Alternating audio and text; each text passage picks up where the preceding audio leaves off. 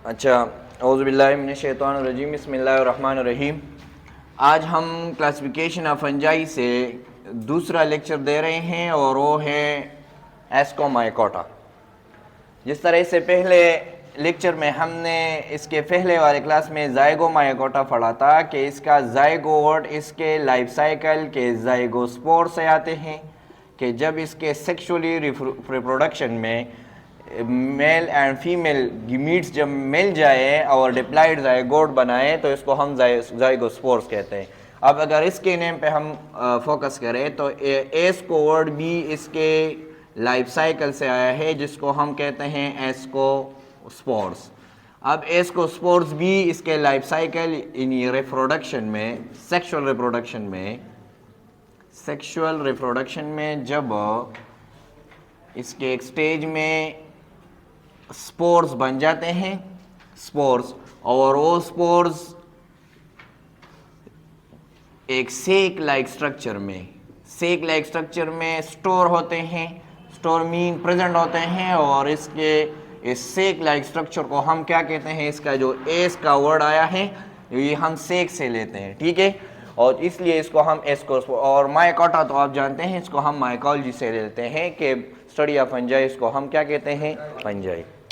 अच्छा, एक दूसरा नाम इस एस्कोमाइकोटा को सेक फंजाई भी कहते हैं, सेक फंजाई।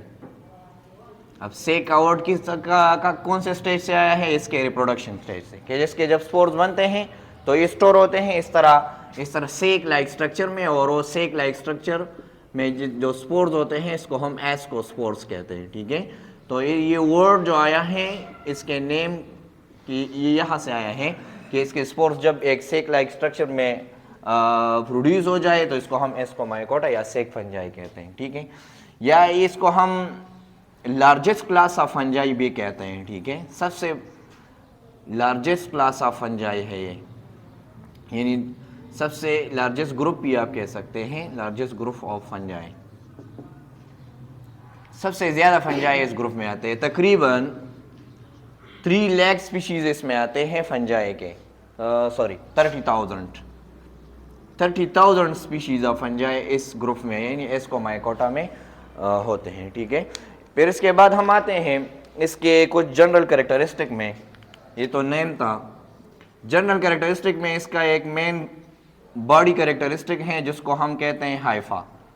अब हाइफा के 2 किस्म होते हैं, जिस एक को हम कहते हैं सेप्टेट एंड दूसरे को हम कहते हैं एसेप्टेट, ठीक है। तो यहाँ पे जो हाइफा पाया जाता है ये भी क्या होते हैं, ये भी सेप्टेट होते हैं। जिस तरह हम ज़ाइगोमाइकोटा में पढ़े थे कि सेप्टेट हाइफा इस तरह थ्रेड लाइक स्ट्रक्चर हम लेंगे तो हर एक में अपना एक बाउंड्री वॉल क्रॉस होगा और हर एक का अपना न्यूक्लियस और साइटोप्लाज्म होगा, तो इसको हम सेप्टेट हाइफा कहते हैं, ठीक है। अच्छा, इसके बाद हम इसके कुछ रिप्रोडक्शन मेथड्स में आते हैं कि इसमें कुछ एसेक्सुअली भी रिप्रोड्यूस होंगे, एसेक्सुअल रिप्रोडक्शन भी इसमें होगा। अब एसेक्सुअली ये रिप्रोड्यूस होंगे एक मेथड से जिसको हम कहते हैं कॉनिडियोफोर। अब इस कॉनिडियोफोर्स का मतलब क्या है, फोर्स का वर्ड फिर स्पोर्स से निकला है कि जब हम एक फंजाई लेते हैं, फॉर एग्जांपल ये एक फंजाई है, तो इस तरह ज़ाइगोमाइकोटा में स्पोरेंजियोस्पोर्स बने थे, इस तरह बल्ब लाइक स्ट्रक्चर बना था और इसमें स्पोर्स प्रेजेंट थे, ठीक है। यहाँ पे कॉनिडियोफोर, कॉनिडियो का वर्ड आया है कि इसके इस तरह चेन लाइक स्ट्रक्चर होंगे, चेन लाइक, और उस चेन लाइक स्ट्रक्चर में अपने रूट्स वगैरह माइसीलियम होंगे। जब इसके टिप पे यहाँ पे स्पोर प्रेजेंट होंगे और वो स्पोर जब भी इनको फेवरेबल कंडीशन मिले तो इससे एक नया फंजाई ग्रो करते हैं, इसको हम कहते हैं सेक लाइक फंजाई। तो कॉनिडियोफोर का मतलब क्या है कि ये भी एसेक्सुअली प्रोड्यूस होंगे मगर बॉडी वह स्पोर से डिफरेंट है। किस तरह कि इस पे जो स्पोर्स बनते हैं ये चेन लाइक स्ट्रक्चर होंगे और इसके टिप इस तरह इस टॉप एरिया को कहते हैं, इसमें स्पोर्स बनते हैं और स्पोर्स को हम क्या कहते हैं, कॉनिडियोस्पोर्स। तो यहाँ पे माइक्रोस्पोर यानी स्पोरेंजियम की बात थी, यहाँ पे ये चेन लाइक स्ट्रक्चर को हम क्या कहते हैं, कॉनिडियोफोर 4 कहते हैं। एक और भी मेथड है एसेक्सुअली में जिसको हम कहते हैं बाई बडिंग। बर्ड का वर्ड आया है एक एक्सटर्नल ग्रोथ जब हो जाए एक पार्ट से, आप एक ऑर्गेनिज्म से। फॉर एग्जांपल हमारे साथ एक फंजाई है, ये एक फंजाई है, ठीक है। जब ये ग्रो करे, मैच्योर हो जाए, तो इससे एक एक्सटर्नल ग्रोथ यहाँ से एराइज होते हैं। इस एक्सटर्नल ग्रोथ को हम क्या कहते हैं? इस एक्सटर्नल ग्रोथ को हम बर्ड कहते हैं। और ये बर्ड जब इनको फेवरेबल कंडीशन मिले, यानी इनसे फूड वगैरह जो भी चीज़ें हैं वो इस पेरेंटल बॉडी से इनको मिलते हैं और ये स्लोली ग्रो करते हैं और फाइनली इससे एक मैच्योर पंजाई बन जाते हैं। तो बर्ड का मतलब क्या है? External growth arise from the parental Panjai and finally they give food in from parent fungi slowly grow and continue, so they convert into a new fungi।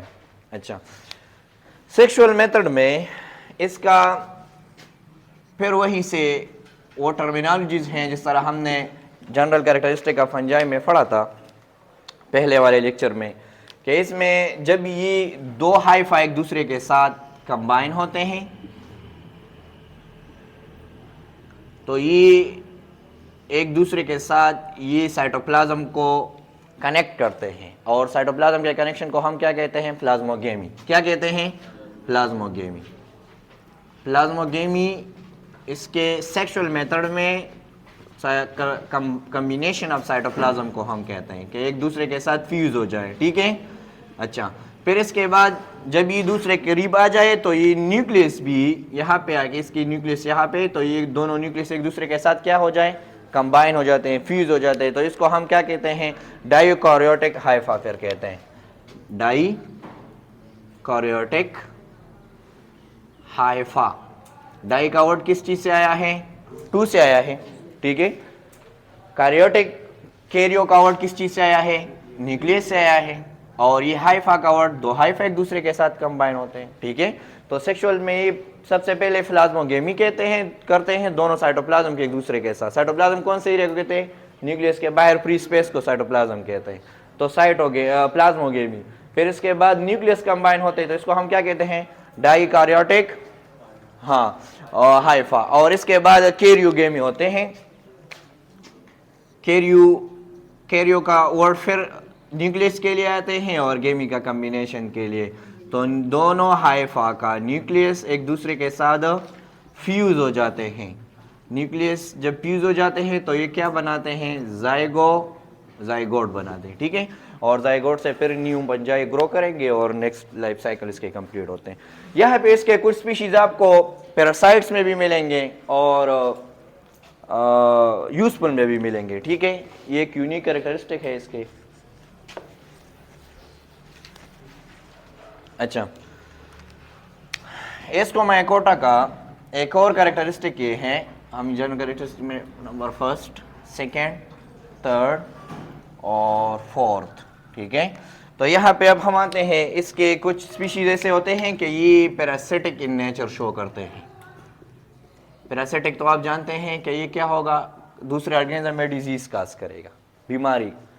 तो ये पैरासिटिक ज़्यादातर कौन सी चीज़ों में होते हैं? तो ये आपको फ्रूट्स या क्रॉप्स में मिलेंगे। क्रॉप्स, जिस तरह जाइगोमाइकोटा हमने पढ़ा था कि ये वो वेजिटेबल एंड फ्रूट्स पे अटैक करते हैं, ठीक है। और ये जो एस्कोमाइकोटा है ये क्रॉप्स, फसलों पर और इसके साथ साथ ऑर्नामेंटल प्लांट्स पर। ऑर्नामेंटल वो प्लांट्स होते हैं जो वैसे लोग डिज़ाइनिंग के लिए या खूबसूरती के लिए उनको ग्रो करते हैं। तो ऑर्नामेंटल प्लांट्स पे ये अटैक करते हैं फंजाई और क्रॉप्स पे, ठीक है। और इसके एक कुछ बेनिफिशियल भी हैं। बेनिफिशियल मीन बेनिफिट्स भी हैं, ठीक है। अब बेनिफिट्स की तरफ आते हैं, ठीक है। एस्कोमाइकोटा का बहुत से स्पीशीज एक दूसरे पे साइनोबैक्टीरिया और ग्रीन एल्गी के साथ मिलते हैं। तो तकरीबन 40% एस्कोमाइकोटा ग्रीन एल्गी और इसके साथ साथ प्लस साइनोबैक्टीरिया के साथ मिलते हैं। अब ये इस ग्रीन एल्गी को देखें, ये इसमें भी क्लोरोफिल है। जब क्लोरोफिल होगा तो फोटोसिंथेसिस करेगा। और साइनोबैक्टीरिया में भी क्लोरोफिल है, ये भी अपने लिए क्या करेगा? फोटोसिंथेसिस करेगा। तो फूड बनाएगा कि नहीं?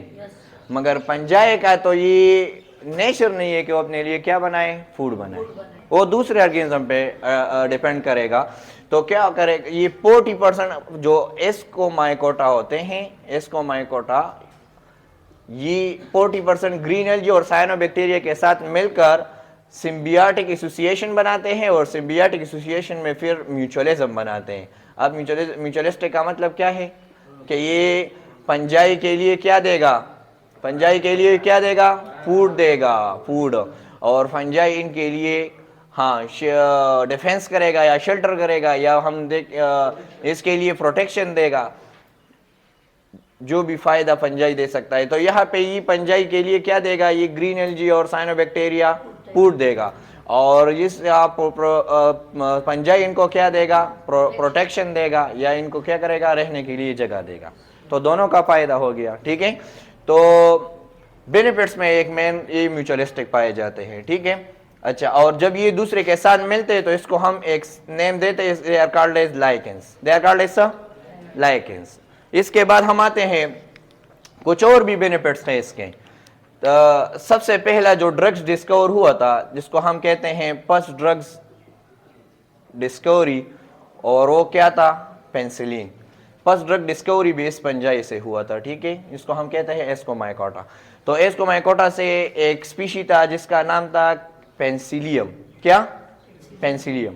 इससे एक ड्रग एक्सट्रैक्ट हुआ, उसको एंटीबायोटिक, फर्स्ट एंटीबायोटिक एक्सट्रैक्ट हुआ, इसको हम कहते हैं पेंसिलिन।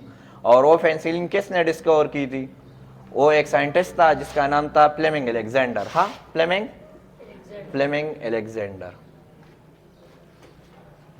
अच्छा, ये भी एक बेनिफिट है। फिर इसके बाद एक और फंजाई है जिसको हम कहते हैं ईस्ट, जिसको हम खमीर कहते हैं, ठीक है।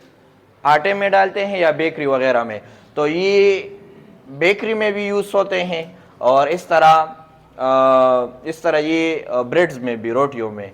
और इस तरह इसका एक स्पीशी है जो हायर प्लांट्स के रूट्स में प्रेजेंट होते हैं और इनके लिए नाइट्रोजन फिक्सेशन वगैरह करते हैं, जिसको हम कहते हैं माइकोरेजा।